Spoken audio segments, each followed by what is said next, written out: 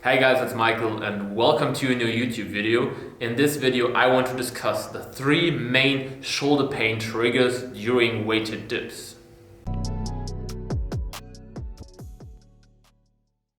Important disclaimer before talking about the pain triggers: this video is not replacing a visit to a doctor. Just because you have shoulder pain, it doesn't necessarily need to be one of the triggers that I tell you in this video. Also, on the other hand, if you're doing one of these pain trigger movements, it doesn't automatically lead to shoulder pain. Always make sure to check your individual case and just take this video as advice and an inspiration, and then you will have the best results. Let's take a look at the first big pain trigger of dips or weighted dips, and that is an anterior tilt of your shoulder blade. What is an anterior tilt of your shoulder blade during a dip?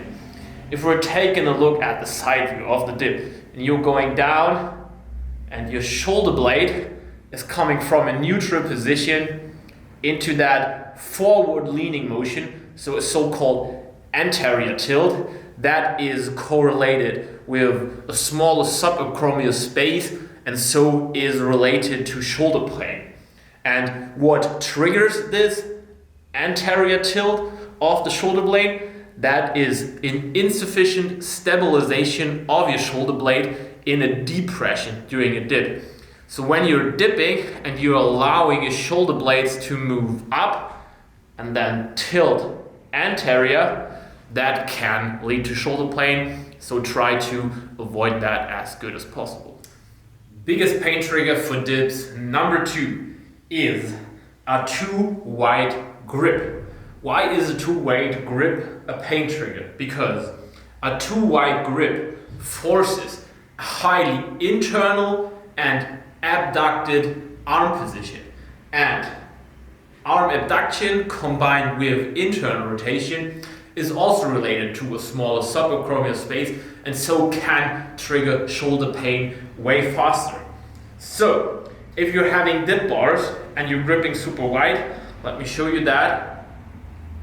You're coming into this position, which is in the first place nothing bad. I mean, there are Gironda dips out there. You have a pretty good chest activation, so that position definitely has advantages, but it is definitely not a position that is safe to load. So if you're going for heavier weighted dips, then you should totally avoid this position, because if you end up in that position and then also lose depression here, you're making it even worse and you're putting your shoulder into a super unstable position, which can trigger pain. So if you're loading up the dip, avoid a wide grip on the bars, because that leads to a highly internally and abducted arm position, which is related to shoulder pain. Pain trigger number 3 and the last pain trigger of this video is exactly the opposite of a too wide grip, which is a too narrow grip. So extremes, which is actually true in all of the exercise, are usually not a good thing to do. So if you're dipping with a too wide grip, not good. Dipping with a too narrow grip, not good. Somewhere in between, probably the better idea. But why is a super narrow grip also a trigger for shoulder pain? And let's take a look at what happens for dipping super narrow. It looks like this.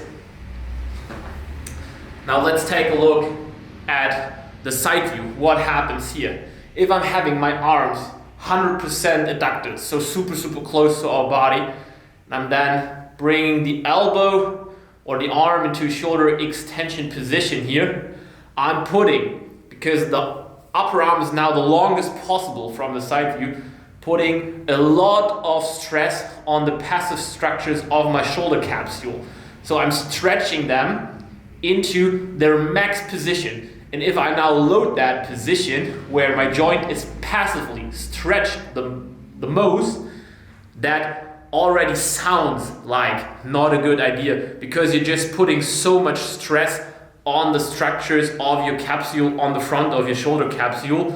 And if you're just gripping slightly wider, you're directly reducing the stress here, so a too narrow grip is also not a good idea. Let's sum that up again. To really have a safer dip, what you need to avoid are just extreme and unstable position. So make sure you're not loading up your joints in an end range where you can't actively control it. So make sure to avoid super narrow grips, make sure to avoid super wide grips, and make sure to avoid an unstable scapula.